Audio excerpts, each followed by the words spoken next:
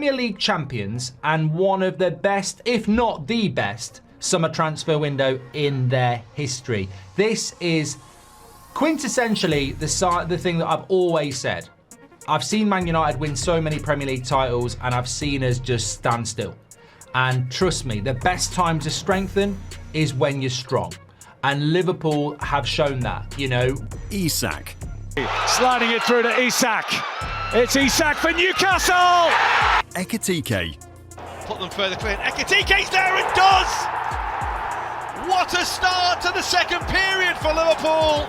Salah. Support is arriving. Salah! Gakpo. Gakpo. Still Gakpo. It's just too good. It's a sparkling Liverpool goal on the opening night. And much more. What a ball, what a touch by the goalkeeper.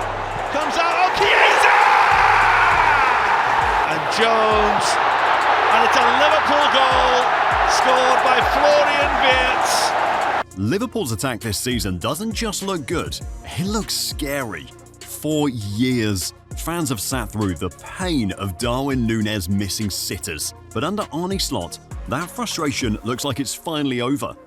But how good is this front line? Well, let's talk about it. I feel amazing. It's been a long journey, you know, to get here. But I'm super happy to be a part of this team, this club, and everything it stands for. It's something I'm proud of, and I'm really looking forward to.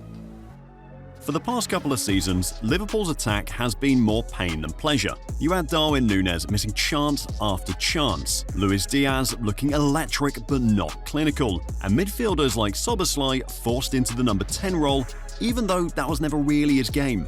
It always felt like Liverpool was trying to patch holes instead of building something dangerous. But now, under Arne Slot, you can already see the difference. He hasn't come in just to maintain what Klopp left behind after winning the league last season. He's making bold changes.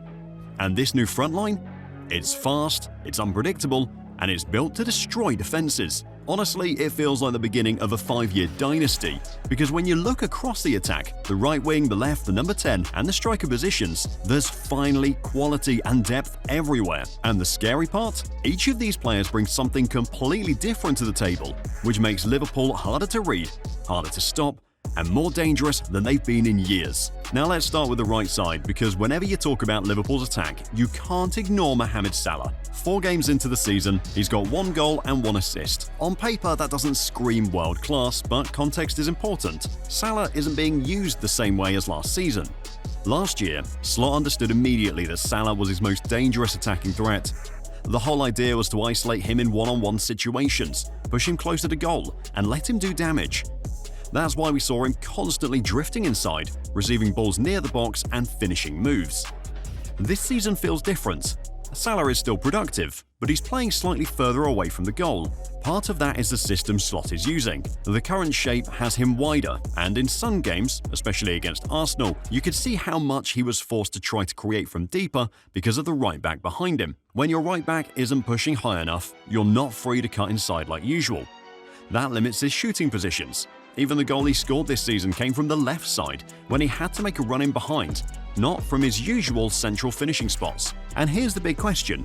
If Slot decides to go 4-4-2 in certain matches, Salah might be even further away from the goal, stuck wide without the freedom to constantly cut inside. That could reduce his goal tally, but at the same time, we know Salah isn't just a scorer. He's one of the best creators in this squad. If the system pushes him wider, I think we'll see him lean more into that side of his game, feeding strikers, creating space, and racking up assists. So while we may not get the same goal numbers we're used to, we could easily see Salah post one of his most creative seasons. And when you think about it, that might actually make Liverpool more dangerous. Because instead of being predictable with everything running through him, Salah could become the player who unlocks the rest of the front line. But if Salah is adapting to a new role, then what's happening on the opposite flank? Because that's where things start to look even more exciting, especially with Federico Chiesa finding his rhythm. What makes this attack so scary is that even when Salah isn't on the pitch, Liverpool actually has a backup option who can cause just as many problems in a completely different way. Federico Chiesa. Slot has been using him mainly as a super sub, and honestly, that's a luxury Liverpool have never really had, especially last year. Last season, the drop-off whenever Salah didn't play in a game was massive. You'd immediately feel the difference in quality. But now, with the level of confidence that Chiesa had, the team can rotate without losing that cutting edge. Chiesa's game is different from Salah's. He's not as clinical in front of goal, but what he brings is directness and unpredictability. He'll take on defenders, he'll cut inside, and he isn't afraid to strike from awkward angles. And the interesting part is that Slot doesn't just see him as a right-wing option. Chiesa can also be thrown onto the left, where his dribbling and ability to cut inside on his right foot make him just as dangerous. This versatility is huge. It means Liverpool can adjust mid-game. If they need more width, Chiesa stays wide. If they need more penetration, he drifts inside. And the confidence he's showing now reminds me a lot of his Juventus days, when he was sharp, decisive, and carried that fearless energy. You can see that Slot trusts him. He keeps putting him on in moments when Liverpool needs a spark, and that's building his rhythm. So instead of Salah being overworked, the way he was in previous seasons, Chiesa gives Liverpool a chance to manage minutes without losing firepower. And when you combine that with the fact that he can also slot into the left, Liverpool suddenly looks far less predictable than before. But while Chiesa adds depth and flexibility on the wings, the real question has always been about the middle, that number 10 role. And this is where Liverpool made their biggest statement, signing Florian Wirtz. Last season, Szoboszlai was asked to play there, and while he worked hard and did the basics, he was connecting passes, keeping the tempo, he didn't really bring that cutting edge you need from a true playmaker. 6 goals and 6 assists across 36 games in the Premier League tells the story. He wasn't bad, but he wasn't the guy to break defenses open. That's why Slot went for Florian Wirtz, and honestly, it feels like the right decision. Wirtz is one of those players who thrives on taking risks. He's not afraid to play the pass that others avoid, and when he gets into form, he's the type you just can't stop. Right now, the numbers don't jump out. No goals in his first 4 games, but the signs are already there. Take the Arsenal game, for example. At times he was in the wrong areas of midfield, sitting too deep, and even Gary Neville pointed out that he needed to push higher, closer to Ekitike. But the positive is that you can see him trying to adjust. He's getting into better positions every week, and once he starts consistently arriving in the box, the goals will come. Even in the first Premier League game of the season, you could see his influence without him scoring. His movement created the first goal, dragging a defender out of position, and on the second, he occupied a marker so Gakpo could make the free run. That's the part of his game people sometimes overlook. He doesn't always need the final touch to make a big impact. The exciting part is that once he does get his first goal, I think it'll spark something bigger. Wirtz has always been the type to grow in confidence quickly, and when that happens, he can go on runs where he looks unplayable. Liverpool bought him for exactly that reason, to turn games on their heads, not just keep them steady. So while it's still early, everything about Wirtz's game suggests that when it clicks, he'll be the creative heartbeat of this Liverpool side, and that makes the players around him even more dangerous, especially the ones working off the left, like Cody Gakpo.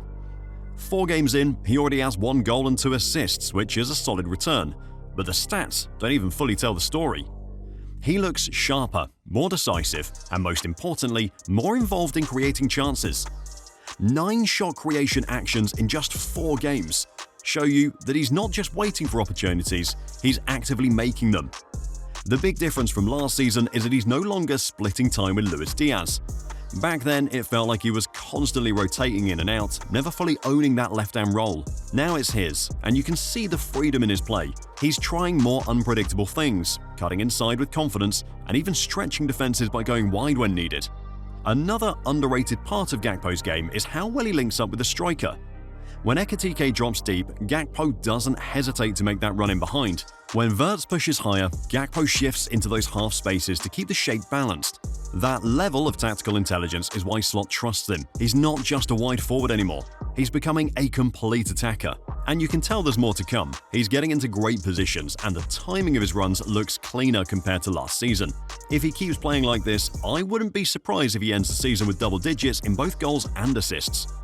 But while Gakpo is showing maturity on that left side, Liverpool also has a younger option who plays with no fear at all, Rio Ngumoha. And this kid might just be the surprise package of the entire season. He's young, fearless, and already showing flashes of a player who could make a real difference this season. You don't usually expect someone his age to step into a team like Liverpool and look this confident, but every time he gets the ball, you can see the raw talent.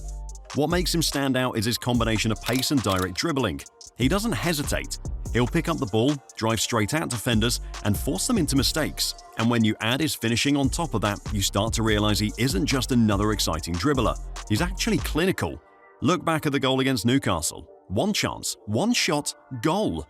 That's not something you often see from young wingers because most of them still struggle with composure in front of goal. If you compare him to Luis Diaz, Ngumoha feels like a younger, quicker version who might even be more efficient in the box. He has the energy and work rate, but with that extra sharpness when it comes to turning chances into goals. That's why a lot of people already believe he could become the long-term solution on the left. And the best part is that he's under a coach like Arne Slot. We've already seen how Slot develops young players. Minter at Feyenoord is the perfect example. Now imagine what he can do with Ngumoha, who arguably has even more raw ability. Give him time, give him minutes, and he could easily become one of Liverpool's most dangerous attacking options. So while Gakpo brings experience and tactical awareness on the left, Ngumoha adds that unpredictable edge. It means Liverpool have both reliability and explosiveness in the same position depending on what the game needs. But the biggest upgrades in this attack aren't just out wide, they're right down the middle, because this summer, Liverpool completely transformed the striker position, starting with Hugo Ekitike. Arne Slot didn't just tweak what was already there, he went out and brought in a completely different profile, starting with Hugo Ekitike. At Frankfurt, Ekitike was productive. 22 goals and 12 assists is no small feat. But of course, whenever a striker comes from the Bundesliga, the first question is always, can he do it in the Premier League? And 4 games in, he's already giving us an answer. 3 goals and 1 assist. That's the kind of start that tells you he hasn't come here to hide. What stands out with Ekitike is how complete his game is. Liverpool fans have been missing that Firmino-type striker for years. Someone who can link play, drop deep when needed, and still run in behind and finish chances. That's exactly what Ekitike brings. He doesn't just wait in the box, he actively creates spaces for others. He presses, he pulls defenders out of shape, and when the ball does come to him in dangerous areas, he has the composure to put it away. The Firmino comparison is fair, but there's also a difference. Firmino was brilliant at facilitating others, but Ekitike has more of a goal-scorer's instinct.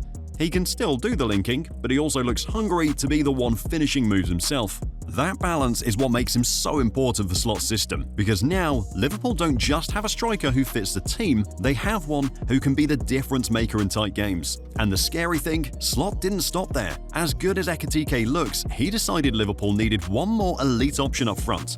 That's where Alexander Isak comes in, and his arrival takes this attack to another level entirely. This transfer wasn't just big, it was massive. Liverpool broke records to get him, and for good reason. Because when you add a player like Isak into an attack that already has Salah, Wirtz, Gakpo and Ekitike, you're not just strengthening the squad, you're changing the entire trajectory of the team for the next 5 years. Isak's story is interesting. He had the early hype, the Wonder Kid label in his Dortmund days, but it didn't fully click until he caught fire at Real Sociedad. Then came Newcastle, and that's where he showed his real level. 44 goals and 8 assists in just 64 Premier League games. That's 54 goal contributions in 2 seasons, which is ridiculous.